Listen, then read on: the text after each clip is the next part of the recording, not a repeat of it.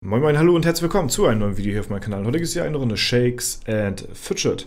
Und in dem heutigen Video möchte ich mit euch über den neuen legendären Dungeon sprechen. Ihr seht im Hintergrund ein aufgenommenes Video von mir laufen, in dem ich einmal auf dem Battle Mage durch den kompletten Dungeon durchmarschiere. Und nebenbei möchte ich euch alle Glyphen oder Runen oder Klunker oder wie die Dinger auch immer heißen, möchte ich euch in diesem Video zeigen und darüber sprechen, welche besser und welche schlechter sind und ob man da vielleicht eventuell eine kleine Strategie auch entwickeln kann bei der ganzen Materie. Zuallererst ist erstmal so gesagt, der Dungeon ist von der Strategie her erstmal von der Grundstrategie ähnlich wie die letzten Dungeons auch. Das heißt, die ersten 25 bis 50 Etagen solltet ihr die Schlüssel farmen, ja, also da solltet ihr drauf Wert legen, sehr viele Monster zu klatschen. Ihr seht es ja im Hintergrund, wie ich da durchgehe. Ne? Die 25 ersten Etagen besonders, die nächsten 25 Etagen bis zur 50.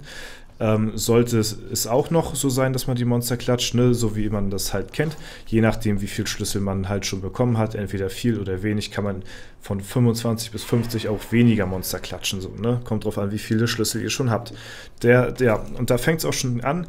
Der ganze Dungeon ist sehr, sehr doll individuell gestaltet. Das heißt, es gibt sehr viele Möglichkeiten, wie man durch den Dungeon durchgehen kann.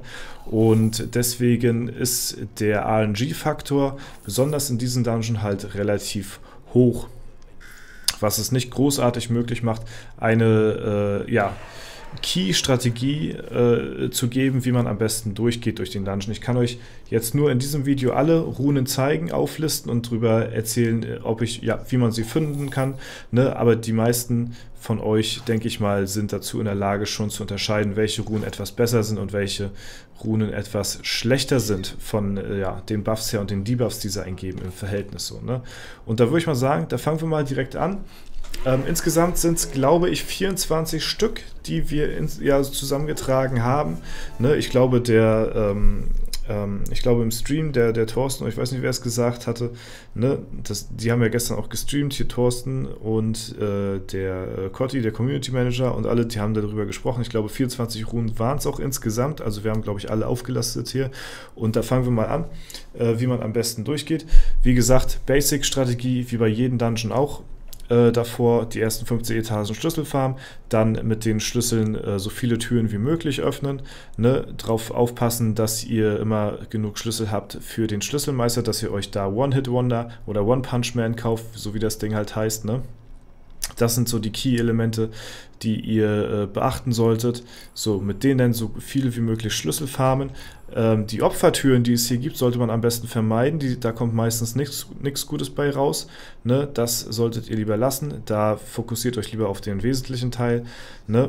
Und genau, dann könnt ihr einfach rein in den Dungeon. Ne?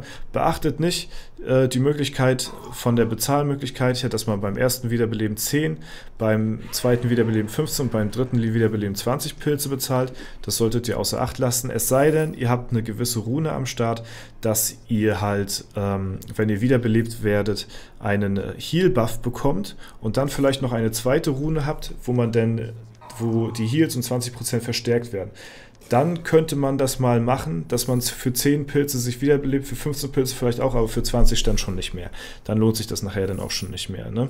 So, wir fangen an. Alle Runen mit Vor- und Nachteile. Brocken der Gier ist die erste Rune. Vorteil: erhöht die Chance, einen Segen von Truhenkisten und Leichen zu erhalten um 20%. Und der Nachteil: es erscheinen mehr geheimnisvolle Räume.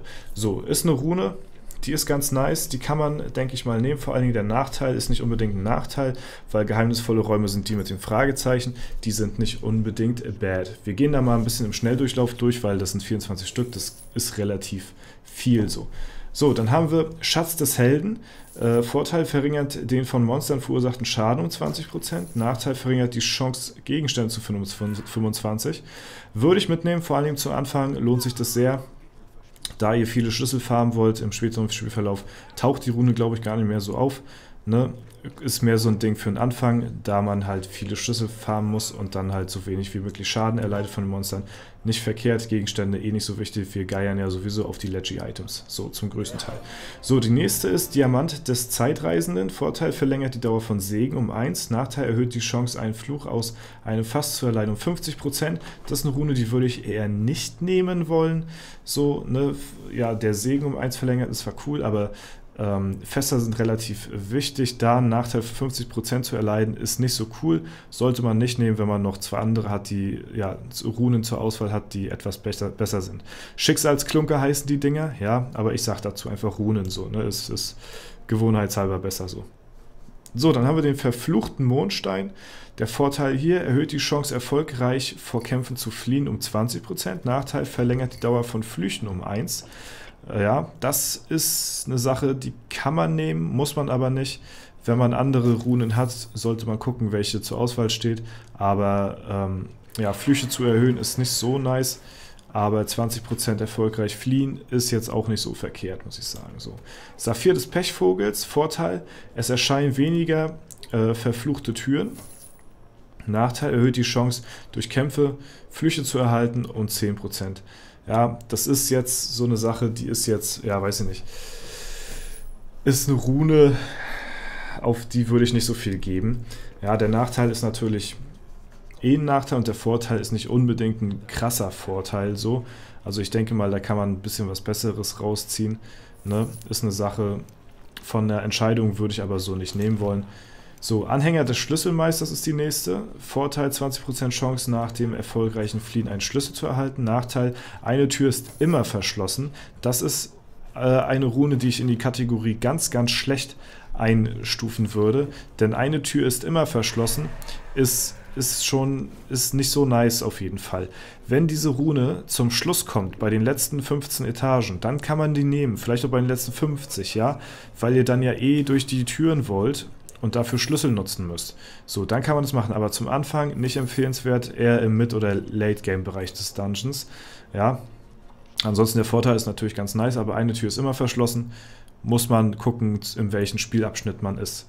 So, die nächste ist Glücksspielerbrocken. Ja, Vorteil: Fässer erhalten nur noch Segen. Nachteil: Fallen verursachen Flüche. Ist eine Sache, ich finde die Rune persönlich ganz nice, muss ich sagen, weil die Fässer bin ich so greedy und nehme die eigentlich immer mit, und wenn die nur Segen halten, ist das ultra gut. Der Nachteil: Fallen verursachen Flüche. Muss man halt gucken, da muss man halt eben nicht durch Fallen gehen. So, ne? Dann geht man lieber durch Türen oder halt nimmt vielleicht ein Monster mal mit oder so, ne? Aber der Vorteil, denke ich mal, überwiegt den Nachteil, und deswegen finde ich die Rune eigentlich ganz nice. So, schmieriger Heilstein. Vorteil: erhalte beim erneuten Betreten des Dungeons nach dem Tod den Segen, Weg der Besserung, für 3 Räume. Nachteil: es erscheinen keine epischen Truhen. So, ist für mich persönlich jetzt, also für Free-to-Play-Spieler muss man überlegen, ob man die nimmt oder nicht, weil Free-to-Play will natürlich auch die Epics haben. Ich persönlich muss sagen, ich nehme diese Rune, weil ich will nur die legendären Items haben. Die Epics sind mir relativ egal, muss ich sagen an der Stelle. Deswegen, für Free-to-Play-Spieler muss man überlegen, ansonsten ist das eine Sache, die ist sehr, sehr nice, und vor allen Dingen halt mit diesem Buff, mit dieser Buff-Kombination, die ich zum Anfang erwähnt hatte, ne, wenn man jetzt zum Beispiel Weg der Besserung nimmt, für die nächsten 3 Räume plus noch eine Rune mit 20% mehr Heal, dann hat man schon eine sehr gute Kombination aus beiden Runen, also man kann die auch kombinieren, ist eigentlich sehr cool. So, Magnetstein. Vorteil: erhöht die Chance, Schlüssel aus Kämpfen zu erhalten um 10%. Nachteil: Chance auf doppelt verschlossene Türen. Ja, 10% ist jetzt nicht so viel also der Vorteil ist nicht so nice und der Nachteil ist zu krass. Magnetstein würde ich einfach nicht nehmen. So, Findling des Teufels. Vorteil: es gibt weniger Opfertüren und hinter Opfertüren ist fast immer eine Bronze, Silber oder epische Truhe. Nachteil: erhöht den Schaden bei gescheiterten Fluchtversuchen um 30%. Der Vorteil ist nicht unbedingt ein guter Vorteil, wenn da eine Opfertür ist, geht man einfach nicht rein. Die kommen relativ selten, und der Nachteil ist halt einfach utopisch, ist eine Rune, die würde ich auf keinen Fall nehmen. So, Kronjuwel des Teufels. Vorteil: Chance auf epische Türen. Ja, Nachteil: erhöht den von Monstern verursachten Schaden um 25%. muss ich auch nichts weiter zu sagen. Ist eine Rune, muss man nicht unbedingt nehmen. Der Schaden ist eh schon so hoch von den Monstern und dann noch 25% mehr ist zu krass, würde ich nicht nehmen. So, Kiesel der Hinterlist. Vorteil, verringert den von Monstern verursachten Schaden um 20%. Nachteil, hinter verschlossenen Türen können sich auch Monster befinden. Muss man schauen. Für den Anfang wieder ganz nice, aber da gab es auch eine Rune zum Anfang des Videos, wo auch 20% weniger Schaden gegen die Monster ausfällt. Die würde ich dann eher nehmen auf jeden Fall als diese Rune hier. So, Diamant des Zeitreisenden. Vorteil, verlängert die Dauer von Segen um 1, erhöht die Chance, einen Fluch aus einem Fass zu erleiden um 50%. Ist wieder was, muss man nicht haben. Ja, der Segen ist zwar ganz nice, aber ihr bekommt weniger Segen als Flüche auf jeden Fall. Und wäre halt doof, wenn man 50% wegschmeißt aus dem Fass. Also ist eine Rune, würde ich auch nicht nehmen wollen so. Hoffnung des Verdursteten. Vorteil, erhöht die Chance, bessere Segen aus Fässern zu erhalten um 20%. Nachteil, es gibt mehr verfluchte Türen. Hinter ihnen ist immer eine verfluchte Kiste. Ja, muss man gucken, wenn man Loot geil ist, dann ist die Rune nicht so nice. So, ansonsten ist es ganz cool, einen besseren Segen aus dem Fass zu erhalten. Ja, also muss man abwägen auf jeden Fall. Ist eine 50-50 Entscheidung hier an der Stelle mit der Rune. So, Perle des Masochisten. Fallen verursachen 20% weniger Schaden. Und Nachteil, an einer der beiden Türen ist immer eine Falle. Das ist eine Rune, die würde ich niemals nehmen. Ich gehe eh nicht durch Fallen durch. Wer ist denn so dumm und geht durch Fallen durch? Ja, und dann ist auf jeder Seite immer eine Falle an jeder Tür. Das ist eine Rune, die ist Absturz, Alter. Die würde ich auf keinen Fall euch empfehlen. Die ist ganz, ganz, ganz, ganz schlecht.